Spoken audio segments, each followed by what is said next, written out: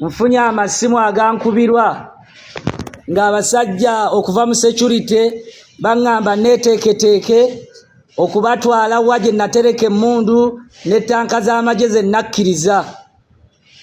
So olwaleero nze bukyanva mu kkomera njagala okutegeeza eggwanga n'Abannayuganda mwenna emisango egyanzigulwako saagizza, wabula twakakibwa okukkiriza emisango gino olw'obulumi bwe twalimu obw'ekkomera. Naye bukyanva mu kkomera embeera enzitooweredde nga Balamu minisita w'abavubuka n'omutegesi w'ebivvulu bampaledinga mu kamera nga baagala nveeyo nvume Kyagulanyi nti ye yatutuma n'ekigendererwa ky'okwagala omukyaya abantu.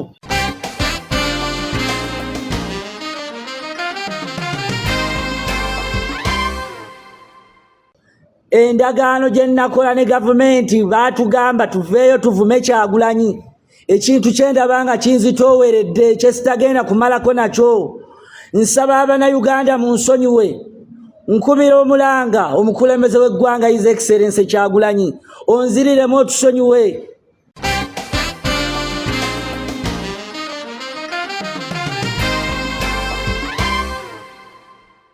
Emisango egyatuggulwako tetwagizza.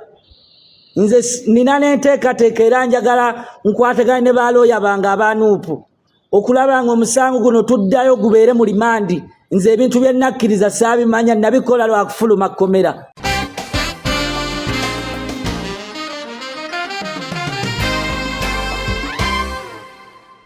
Naye okuva we nafuluma mu kkomera mpulira nga obulamu bunzitooweredde sikyalina wengula kintu. Buli we ŋŋenda abantu balaba nga nabalyamu olukwe.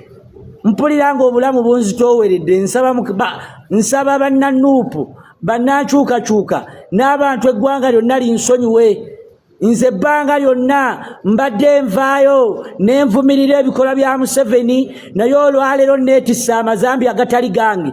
أعوذ بالله من الشيطان الرجيم بسم الله الرحمن الرحيم السلام عليكم ورحمة الله تعالى وبركاته. Nze Haji Yasin Kizza omusomi w'eddwa nkola ku misango bbula ly'abaana gwa yalimu okuzaala abonaabona anoonyeza obufumbo n'obutambulamu emirundi gyonna, akaabya obwavu, atalina mulimu, ebizibu eby'amaka, eby'emmaali, omukisa, yagenda e Bulaaya okukola, toyina mirembe, toyina mirimu, nsangibwa Lugalambo ku lw'ejjinja. Osobola okukuba ku nnamba ezo, ali ewala osobola oyita ku WhatsApp ku namba zange ezo z'olaba ku sikulini yo. Nana Herbal Mouthwash ly'eddagala ettuufu lye nakakasa mu kujjanjaba endwadde z'amannyo. Amannyo gakuluma bw'ossaayo ekyokya oba ekinnyogo gagasanyalala, bw'osenya ovaamu olusaayisaayi oba ogayiza ludda lumu. Senyesa Nana naye weegendereza abafere tebakuguza kappa mu kkutiya. Musange mu famasi zonna. Nana yakakasibwa National Drug Authority. Olw'ensonga nti nfunye amasimu agankubirwa ng'abasajja okuva mu security bangamba neteeketeeke okubatwala wa gye natereka emmundu ne tanka z'amagye nakkiriza. So olwaleero nze bukyanva mu kkomera njagala okutegeeza eggwanga n'Abannayuganda mwenna emisango egyanzigulwako saagizza, wabula twakakibwa okukkiriza emisango gino olw'obulumi bwe twalimu obw'ekkomera. Naye bukyanva mu kkomera embeera enzitooweredde nga Balamu minisita w'abavubuka n'omutegesi w'ebivvulu bampaledinga mu kamera nga baagala nveeyo nvume Kyagulanyi nti ye yatutuma n'ekigendererwa ky'okwagala omukyaya abantu. Bukyanva mu kkomera nnoonyeza Kyagulanyi akyabuze, munnyonnyole kyempitamu. Endagaano gye nakola ne gavumenti baatugamba tuveeyo tuvume Kyagulanyi. Ekintu kye ndaba nga kinzitooweredde kye sitagenda kumalako nakyo. Nsaba Abannayuganda munsonyiwe. Nkubira Omulanga omukulembeze w'eggwanga His Excellency Kyagulanyi onziriremu otusonyiwe. Abasajja baatubuzaabuza nga baasindika full figure mu kkomera najja ne miliyoni 5 n'atugulirira n'ekigendererwa ky'okutuwa enguzi. Tuveeyo tukwogerera amafuukuule n'okukwewala n'okukuggyako abavubuka. Emisango egyatuggulwako tetwagizza. Nze nina n'enteekateeka era njagala nkwatagane ne balooya bange abaanuupu okulaba nga omusango guno tuddayo gubeere mu limandi. nze ebintu bye nakkiriza saabimanya nabikola lwa kufuluma kkomera ebyo twabikola okufuluma ekkomera olw'okuba nti twanyigirizibwa n'ensamba gye baatusamba mu kkooti twawalirizibwa kuba Kyagulanyi yakola buli kimu okutweyimirira ne bigaana gavumenti yalina nteekateeka eyagale tukkirize emisango nga teyagala tugiwawaabire nti yatusibira bwereere era ku fayiro kwe twali kuliko bannaffe 9 abakulembera sekitole ko Yasini Machete Bakintu Abdallah Nambemu Balamu bwe yajja mu kkomera ng'aleese enteekateeka z'okwagala tukkirize ettanka z'amagye n'amasasi ge twalina bannaffe 9 ne bagamba nti bo tebalina ttanka y'amagye era baasituka ne bavaawo ife olw'okuba twali tunyigiriziddwa tumaze mu kkomera emyaka 4 twasalawo tukole ekyo tufulume naye okuva we nafuluma mu kkomera mpuliranga obulamu bunzitooweredde sikyalina wengula kintu buli wengenda abantu balabanga nabalyamu olukwe mpuliranga obulamu bunzitooweredde nsaba bannanuupu bannankyukakyuka n'abantu eggwanga lyonna linsonyiwe nze ebbanga lyonna mbadde nvaayo nenvumirira ebikolwa bya Museveni naye olwaleero neetissa amazambi agatali gange abantu ebivumo bye banvuma genda oli ennyoko ye lwaki tewafiiriddeyo ebyo ebivumo tebirina kuba byange obulamu mpulye kati ntambula neesabise nsaba abantu bansonyiwe n'ekibiina kyange ekinuupu bakkirize bannyanirize bannange sibalyanga mu lukwe mbaddeko abantu abampabya ng'olwaleero njagadde nkomewo mu butongole nsaba munsonyiwe bannankyukakyuka mwenna abali ebweru w'eggwanga n'abali mu Uganda neetaaga okubudaabudibwa abantu abaatuwa byatunoonyeza Balamu bwe kyatuva mu kkomera atubuze essimu tuzikuba tazikwata na buli kimu kyonna bafulu figa baatuvaako bwe zibanga ssente gavumenti yakwata nebaako keetuwa kaaliibwa fulu figa ne Balamu nze siyinza kuva mu Kyagulanyi sirinaayo nteeka nze ndi sitaani sirokoka sitaani talokoka ebbanga lyonna mbadde nzijanjogera nti Museveni ne mutabani we nga nzijamba wabulanga Museveni alina okumanya ye ne mutabani we nti lino eggwanga tebalina gye baaligula era nsaba Abannayuganda mwenna munneegatteko wadde nga ndi mu bulamu obw'okusoomoozebwa abantu balowooza naweebwa ssente siweebwanga ssente wadde na 10 wabula twasuubizibwa amayumba nga Balamu yajja mu kkomera n'atusuubiza okutuwa emmoloka ne batusuubiza okutuwa obukuumi ne batusuubiza buli kimu n'ekigendererwa tuveeyo twewale Kyagulanyi n'ekigendererwa ntukkirize emisango nga gavumenti erina ekkobaane ly'okwagala okuvaayo okukwata Kyagulanyi aleme kubeera nga yeesimbawo mu 2026 so bulijjo bakozesa nze ng'olwaleero nsazeewo endagaano ze nakola nzimenyeewo nze ndi munnakibiina kinuupu Focus 360 the final channel kwoli of course oli ku Radio Vibe yesho gy'owulira kasita mbeera nga ndi mu audio eno nga tondabako obeera oli ku Radio Vibe nga bulijjo bigaggwaawo tugabawa media efose media eringa Kimenke ne Palaso bacyatunka gulaiko ogwo gwawedde anyway okusinziira ku mbeera nti omusajja yawadde essaawa 24 tulinze tulabe essaawa 24 kyekigenda okubaawo ekyo kyo tukirinze nga mbaga naye wenjogerera essaawa eno mwana mulenzi Sanya Mujahideen ambaye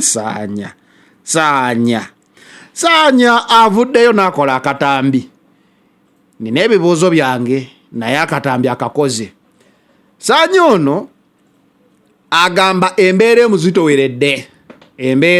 emuzitoweredde era asuddewo tawulo jukira Sanya ono y'omu ku baali feesi z'aba political prisoners ye Sanya ne mwana muwala Olivia Lutaya bwe babata Sanya yayogera ebintu ngakkiriza emisango baalina ttanka baalina ebikompola mizairo migi byonna ebyokulwanyisa ebyobutwa Sanya yabirina byonna ne batuuka n'okugamba nti yavaayo n'alonda obululu miliyoni 2 tuli ku Sanya kati buli omu yeebuuza ebibuuzo wakikola oddi walonda otya nga ate wali mu kkomera. Sanya n'adduka n'okugamba baba batuma bagende ku poliisi ez'enjawulo nga bebeetulisizaako bbomu. Ne bamubuuza wakikola? Ko ye nakikola. Yakikola. Sanya yeetulisaako bbomu ku poliisi ez'enjawulo. Awo yali ne presidential advisor. Namugamba wakikola? Ko ye nakikola. Ne tugamba kati ekitegeeza ba political prisoners kwe batadde kuliko omuzimu gwa Sanya.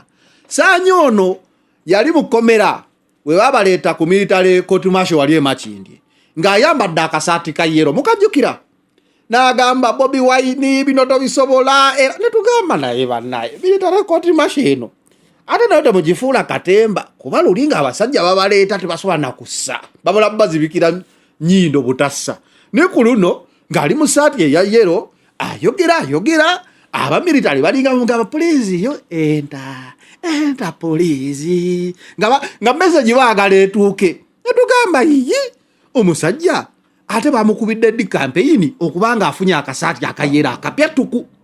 Ne wavaayo era omuntu eyajja n'agamba si saati uniform ya kkomera suuti kale mpola tujja kutuuka. Sanya bamutadde ayogedde. Essaawa eno kankukubira akatambi kano twebuuza ebibuuzo nga bwetweddamu. Ndi mukulu Sanya kikyotegeeza then male nkuleetera ebisigadde. Olw'ensonga nti nfunye amasimu agankubirwa ng'abasajja okuva mu security baŋŋamba neeteeketeeke okubatwala wa gye natereka emmundu n'ettanka z'amagye ze nakkiriza. So olwaleero nze bukyanva mu kkomera njagala okutegeeza eggwanga n'Abannayuganda mwenna emisango egyanzigulwako saagizza wabula twakakibwa okukkiriza emisango gino olw'obulumi bwe twalimu obw'ekkomera.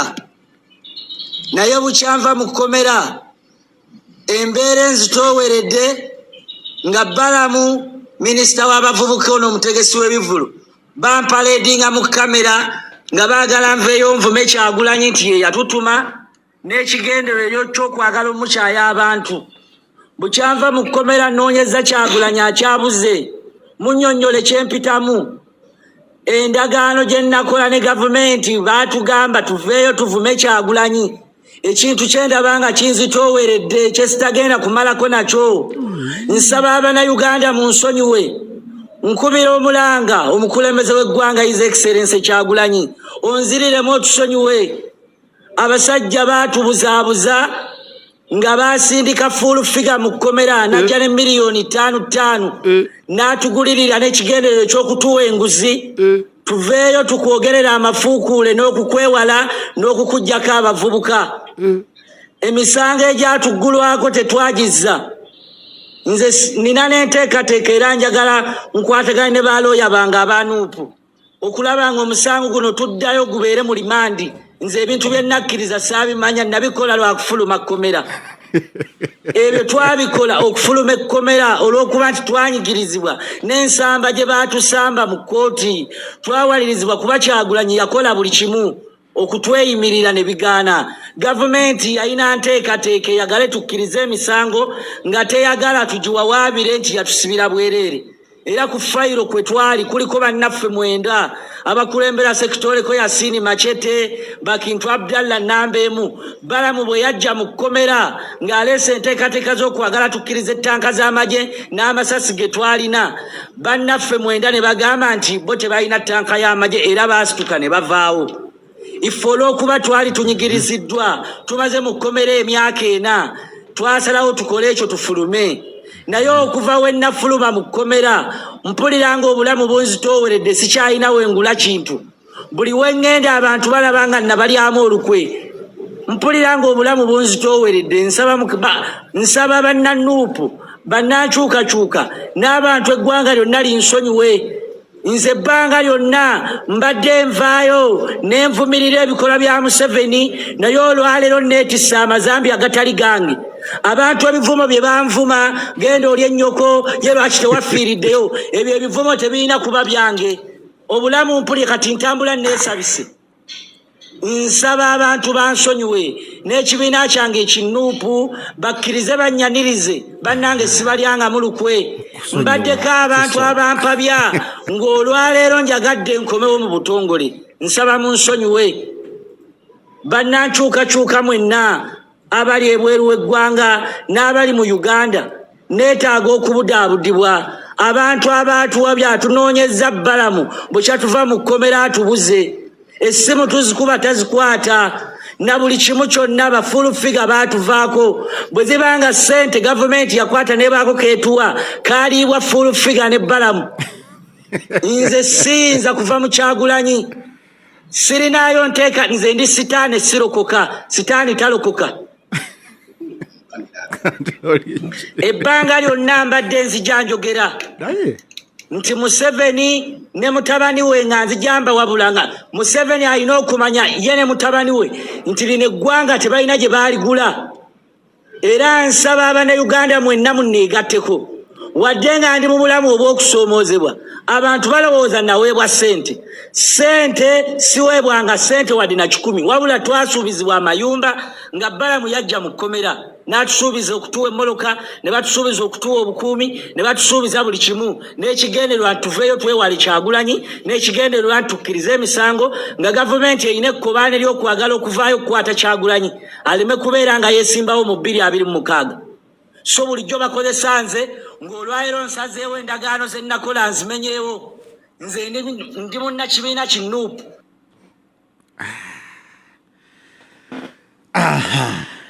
omukulu Saanya ebibuuzo Mike mugirabye eriko TV ki mbuuza mmwe mugiwandiikewo awo ekyawonyesa ku bintu ebifaanana weebiti simanyi eno TV yeyokka eba ne exclusive one mic all I need is one mic all I need is one mic yebaawo mujye mbuulire nze nina akantu kendaba naye eno TV oba yansi yonna osobola gwogiwandiika awo yebeera ne interview nga zino lwaki ngamba nti yebeera omukulu mujjukira omukulu yali mwesigwa yali ani eyagamba Babi yamukwata ekifuba Bobi Wine n'amukwata ebigere olwo ne bamwokya paasi ku kifuba omujjukira omukulu bamusuubiza ebintu obusimu ne bufuluma n'agenda ku TV eyo n'agamba Nuupu ye yamwokya Nuupu erina drone ezitwala abantu ngamba naye katwebe ezirina kitegeeza bategedde ffe tusaba poliisi y'eggwanga ennungi ekwata abo aba Nuupu abalina zi drone eziwamba abantu kwaseba omuntu wabanga alina omusango omunene weegutyo oguliko kidnapping togenda bugenzi ku TV n'oyogera bwogezi n'oddayo eka so omukulu oyo w'amapaasi bwe yamala naye era ku sho ku makya ku TV eyo kwe yakeerera n'agamba ate gavumenti yannimba era nze bannaaye era nze ki era nze teri yabinkola baali bansuubiza ngamba naye ku Radio Vibe agagwawo ge tukuwa kati Saanya ono abyogedde ayagala addemu akkirizibwe ekibiina kya Nuupu temulinaako obuzibu okusinziira nawulira omukulembeze waayo yagamba nti bannaffe embeera yonna gye balimu tukkirize kyonna kye bali kubeera bamubuuzaako awo wano end of year address 2024 ne bamubuuza abaasigalayo obagamba bakkirize emisango n'agamba ffe tulina okulwanira mu mateeka okubeera nga tubanunula naye okusalawo kwabwe kati abaasigalayo omwenda omukulu Saanya agamba yayagala omusango gwe bamuzeeyo waakiri abeere ku rimandi naye aleme kubeera eno mu lukale ekituufu kiri nti bw'otuuka ku levo ya Saanya nga kw'oli olina kuba mugumiikiriza oba mukkiriza nnyo because ekisooka ebivumo nga byagambye bimuvumwa byo bijja muvumwanga bijja muvumwa era oba obiwulira Ekyokubiri, teri addamu kwagala kuba mukwano gwo. Kaba kaweddemu. Teri addamu kwagala kuba mukwano gwo. Agamba waayo omusajja wagamba oliba waaki? Wabasuubiza ki? Kyekimbeeza naawe emikwano gibula. Gamba waayo wavuddeyo mu kkomera. Bayinza okukusaasirako awo ennaku ezisooka. Naye buli omu aba akutya. Kati bw'osaba omulimu teri agukuwa. Teri ayinza kulanga mulimu n'agamba bamuleetedde omuntu nga Ssaanya n'agumuwa.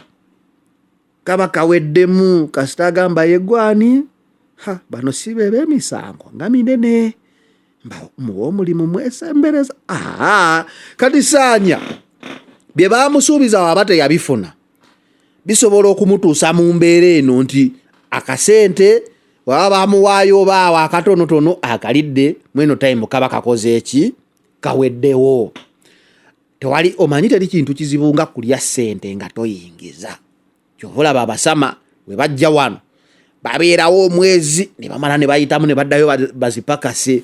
Kati Ssaanya okusinziira bwe yateebwa paka kati konna ke baba bamutanako kaba kaweddewo kuba ssebo wabweru eno nayo kkomera nalyo lyayo mu ngeri yaalyo emu oba endala. Oba okitegeera kkomera nalyo mu ngeri emu oba endala. Kubanga nga tolina mulimu kati nga nkugambye Ssaanya teri asobola kumuwa mulimu. Teri olw'ensonga teri asobola kumwesiga. Ekyo kyekisooka.